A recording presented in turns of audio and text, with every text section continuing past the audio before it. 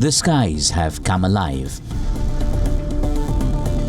with a vibrant display of multiple fighter jets crisscrossing the vast expanse. This is Tarang Shakti 2024, India's largest multinational air exercise. Launched on the 6th of August this year, Tarang Shakti, which means a wave of power, is being conducted in two phases. The first in Sulur town of Coimbatore district in Tamil Nadu from the 6th of August to the 14th of August. And the second will take place in Jodhpur in the Indian state of Rajasthan from the 29th of August to the 14th of September.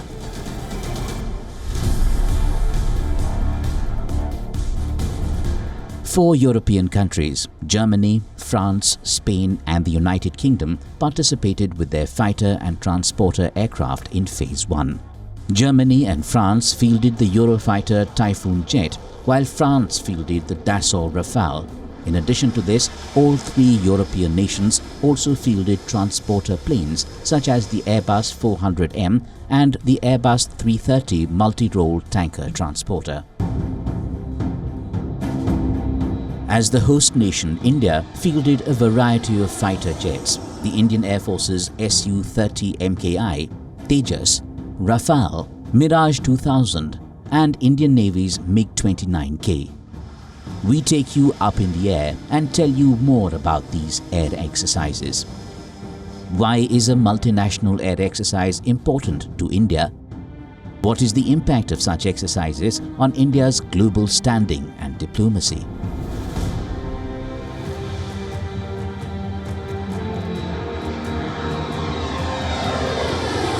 Tarang Shakti means a wave of power.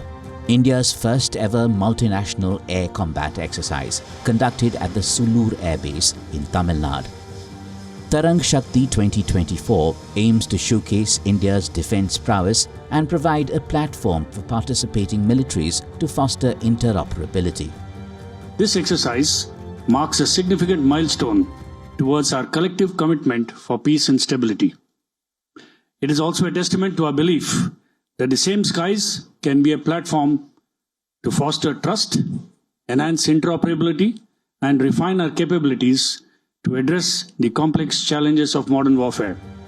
Aligning with the country's vision of Atmanirbhar Bharat or self-reliant India. 10 countries participated in the drills. Representatives of 18 countries were present as observers for the international exercise. It is a platform for India to showcase its indigenously made fighter aircraft and defence equipment, including the Tejas fighter jet, the lightest combat aircraft in the world, and the Akash missile system. The first time ever that the German Air Force is flying an exercise here in India.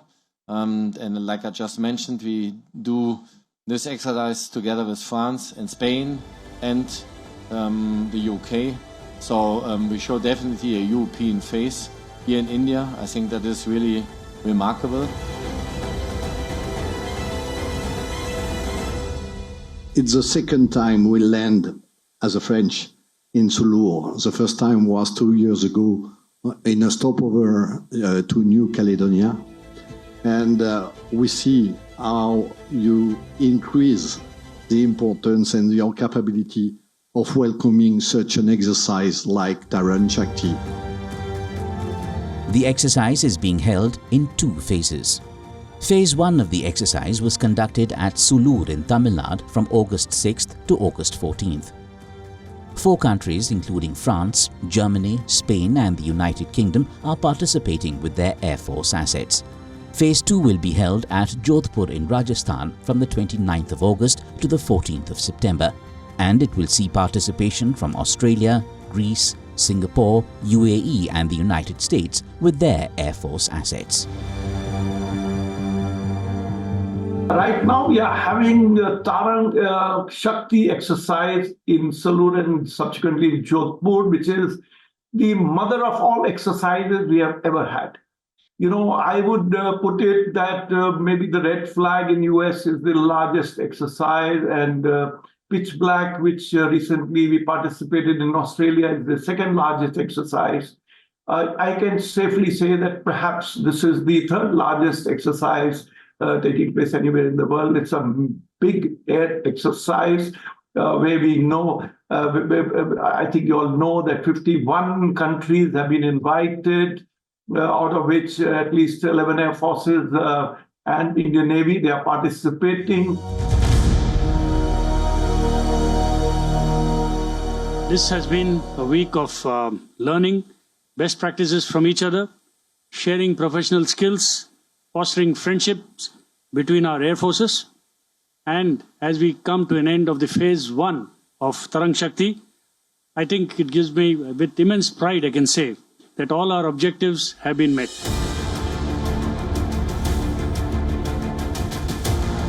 The Indian Air Force has become an increasingly sought-after partner for joint exercises with various air forces. While Tarang Shakti represents India's largest air multilateral exercise on home soil, the IAF has actively engaged in numerous similar drills hosted by other nations. This year alone, the IAF has participated in joint drills conducted in France, Greece, Japan and the United Kingdom. The IAF does the Garuda series with France. You know, these exercises we sometimes do in India, which, as I mentioned many times, in Jodhpur, but we also do it sometimes in France. So practically, alternatively, we do the COPE India exercise with USA, India and USA, mostly in India. We do the Syndex exercise with Singapore. We do the Indradhanush exercise with UK. Of course, we do the red flag exercise in USA because they host it, which is one of the biggest exercises in the world. We also do, other air exercises which are, related to disaster relief. We do, exercises in Andaman and Nicobar Islands. The numbers have increased phenomenally in the last 3 to 4 years. Certainly in the last 10 years, India has leaped forward in number of it. It also shows both the economic might and the military status of the country.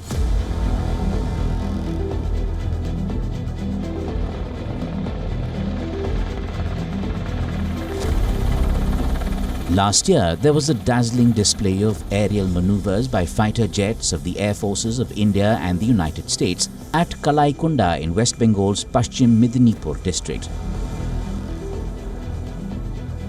It was a joint exercise called COPE India.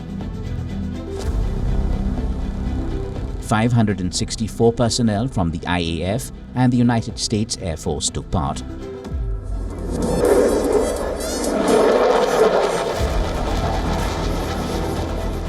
It showcased aerial maneuvers by top-of-the-line fighter jets like Rafale, Tejas, Su-30 MKI, Jaguar and F-15E. COPE India, which began in 2004, is a long-standing bilateral US-Pacific Air Forces-sponsored field training exercise. It focuses on enhancing US-India mutual cooperation by building on existing capabilities, aircrew tactics and force employment.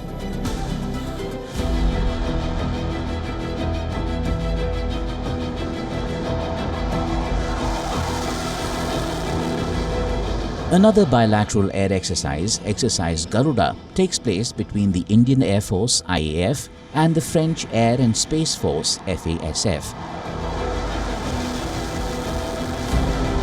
The 7th edition of this air exercise was conducted in 2022 at the Air Force Station in Jodhpur, Rajasthan.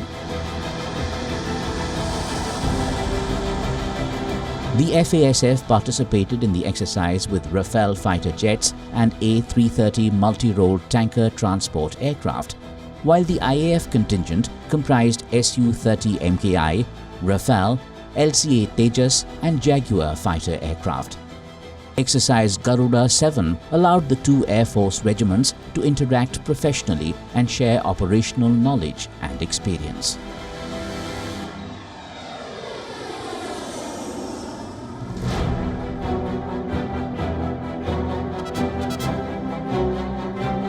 India has engaged in international defence collaborations to enhance its capabilities, reflecting a dynamic and ever-evolving defence system committed to safeguarding the nation's sovereignty and integrity.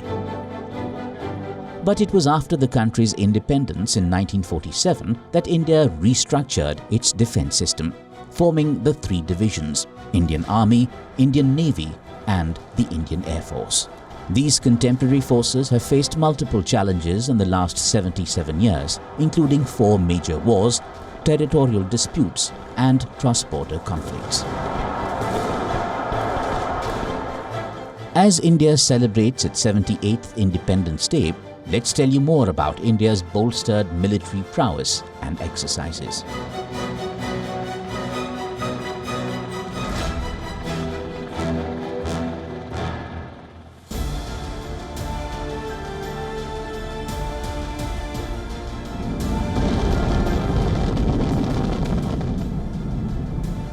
The WION Shakti exercise.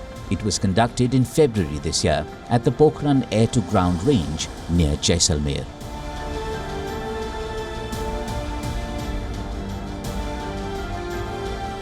This exercise, the 24th edition of its kind, featured a wide array of aircraft, including indigenous ones like the light combat aircraft Tejas, the light combat helicopter Prachand, and the advanced light helicopter Dhruv, alongside internationally acclaimed jets like Rafale, Mirage 2000 and Sukhoi 30 MKI. The lineup also included Jaguar, Hawk Mk132, C-130J, Chinook, Apache and Mi-17, demonstrating the IAF's diverse fleet and capabilities.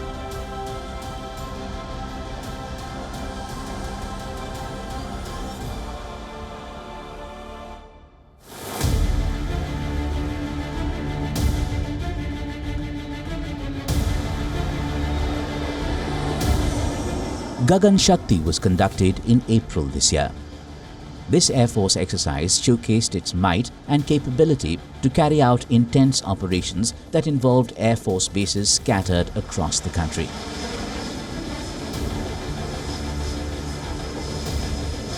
Tarang Shakti was last held in 2018 when the IAF clocked more than 11,000 sorties. A concentration of the force's deployed assets moved from the western sector to the eastern front in less than 48 hours. It sought to test the IAF's readiness for a two-front war scenario with China and Pakistan.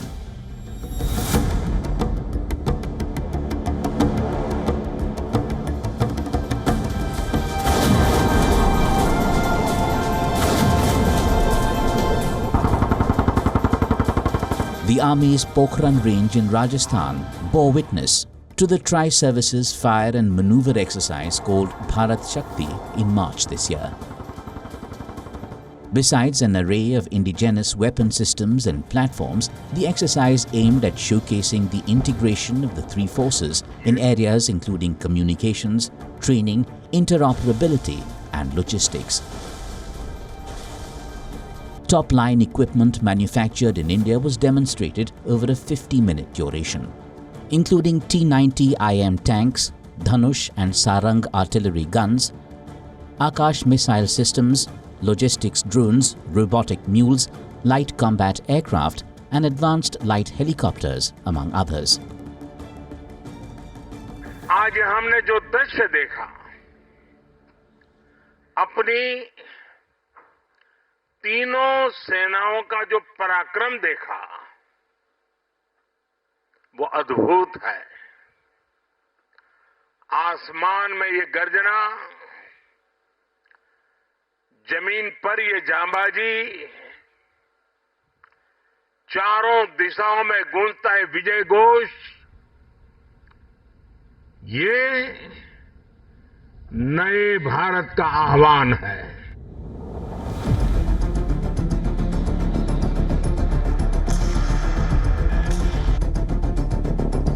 In a rapidly evolving global landscape marked by geopolitical tensions and emerging security threats, nations around the world are continuously enhancing their military capabilities to ensure sovereignty and national security.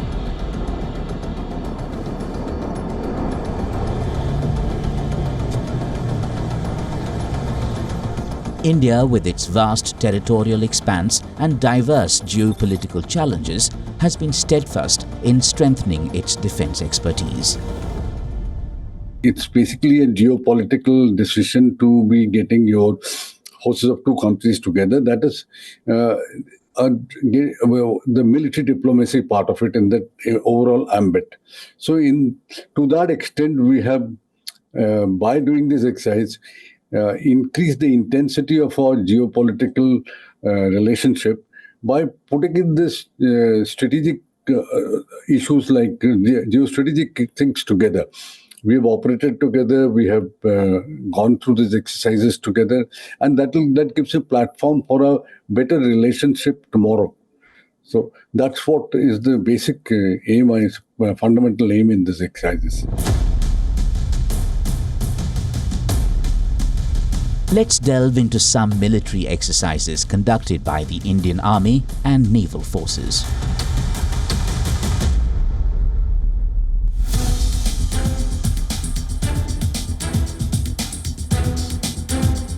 Yudh Abhyas is a military exercise that started in 2002.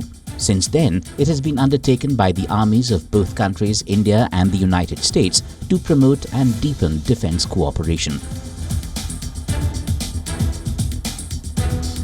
The last joint military exercise, Yudh Abhyas, between the Indian Army and the United States Army took place in Fort Wainwright, Alaska in 2023.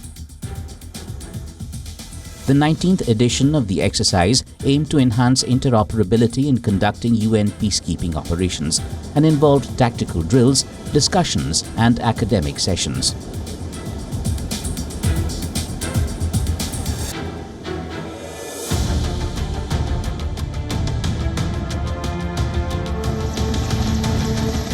The 13th edition of a joint military exercise, Maitree 2024, took place in July. It was conducted between the Indian Army and the Royal Thailand Army in Thailand's Tak province. The exercise included rigorous training in counter-insurgency and counter-terrorism operations in varied environments. It also featured cultural exchanges such as yoga sessions and focused on enhancing combat skills like weapon training and jungle survival techniques. Exercise Maitree plays a crucial role in bolstering defense cooperation between India and Thailand, reflecting their commitment to addressing regional security challenges and promoting peace under the United Nations Charter.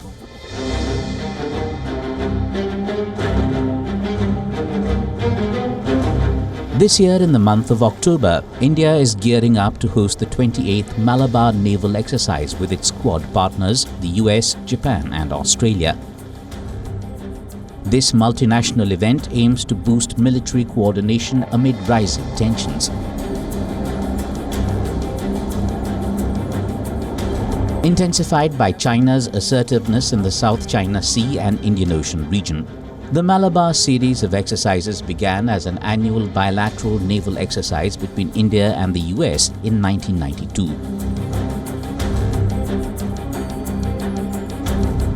Japan joined the naval exercise in 2015 and then the Australian Navy in 2020.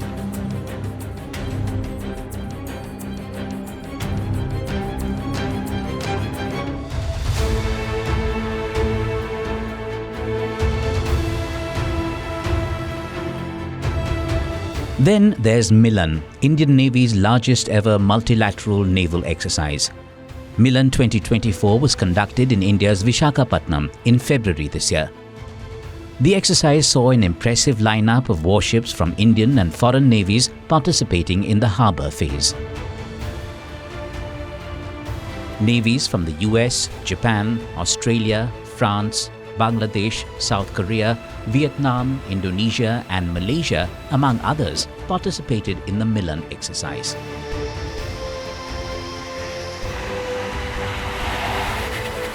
The 12th edition of the Milan exercise aimed at bolstering maritime cooperation among like-minded nations. We've had exercises with the Japanese, we've had exercises with the Mongolia, we've had exercises even with China, by the way. That exercise is called Hand in Hand. It's a very tactical level exercise. It's not a very major exercise. We've had exercises with US, UK. We've had exercises with Russians. We've had exercises with a whole lot of countries, Singapore for that matter. Singapore was, of course, a naval exercise. Malaysia was a naval exercise. But otherwise, most of the exercises were, of course, army exercises. And these exercises have had the effect of at least getting people from both the countries together, soldiers from both the countries together, getting a better understanding of each other, I would say, in the bargain. And this exercise of the armies and also the other services like the military, like the Air Force and the Navy.